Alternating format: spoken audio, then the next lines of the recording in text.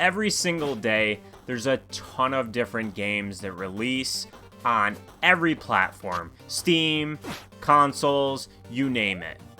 And I hope that over the course of my year so far on YouTube, you've learned about at least a few indie games you had never heard of before and enjoyed playing after you picked it up for yourself. Now, you're not the only ones that are learning about new games that they've never heard of before, because Steam is just oversaturated with indie games. Some of them get no visibility, and that's for the best, because they're not that great. And others that nobody has heard about, it's a bit of a different story, because they're really fun games, but since they didn't have the proper marketing, or maybe they have a generic name, there's a ton of different reasons, but players don't find them, they don't play them, and that's unfortunate.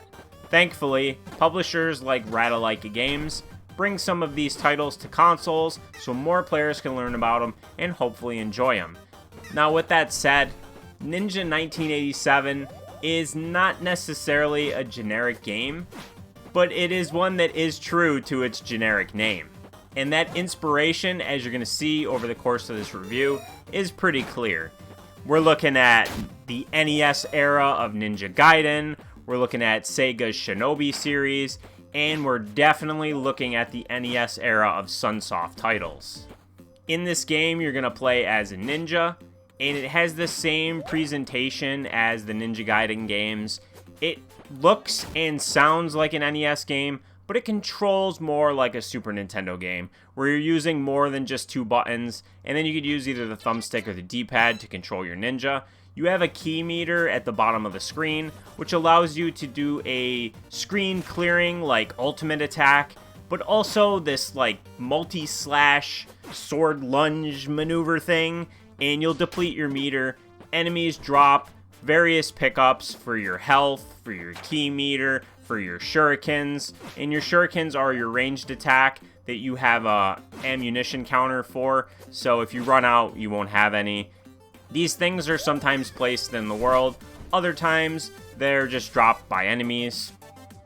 The game is divided up into 7 total acts.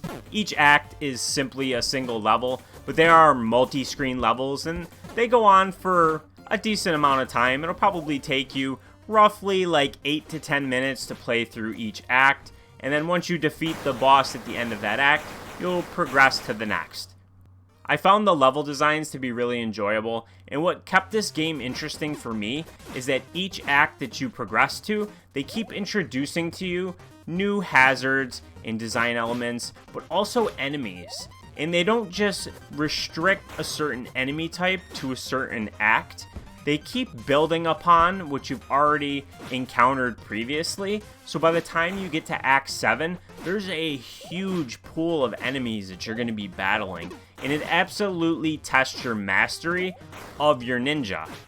Seeing that this is an action platformer, platforming is also a heavy component of the game outside of just the ninja style combat.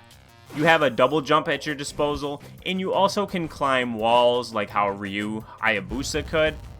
And this will come into play a lot of the time when you're progressing through the different acts. Each and every act looked different, sounded different, and felt different. And that kept it feeling fun throughout the hour and 5 minutes or so that I took to play through this. Genuinely, I wish I could tell you that, oh, the game's generic, it's not that great, because it has a lame name, but it's not. I had a lot of fun with it.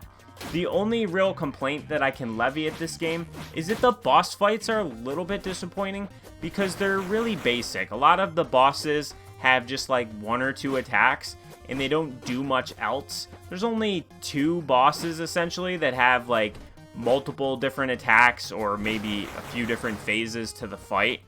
Most of them are pretty basic and you won't take more than a few tries to overcome.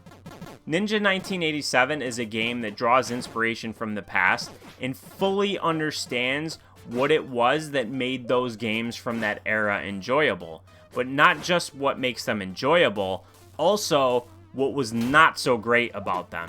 So don't expect to find the same shortcomings that were common in those punishingly brutal games from that era, there's not a lot of cheap deaths, there's not a lot of difficulty spikes or unfair moments. This game is much more forgiving than those games were. It's challenging for sure, you will die, but you will spawn back in pretty closely to where you lost your life, and you won't lose a lot of progress. The only penalty for death is that you'll lose 1,000 points off your score each time. And if you happen to lose a life on a boss, you can just dive right back into it. It starts you right at the beginning of the boss fight again. Ninja 1987 is a really accessible game, not just for those that grew up in the NES era like myself, that enjoy action platformers, but even newer players that maybe are a bit younger. It's really easy to pick up and play, it's fun and interactive, it's nice to look at, it has a great soundtrack, and most importantly, it's just flat out fun. Ninja 1987 is available now on all consoles and also on Steam, which it's already been available on for a few months now. I had a lot of fun with this one, and I can easily recommend it, especially since it's really cheap. So I hope if you decide to pick this one up for yourself, you have as much fun with it as I did. I appreciate you watching this review. I hope you found it helpful. If you did, make sure to like the video, comment below if you have any questions, and subscribe if you haven't done so already. But until next time, have a good one.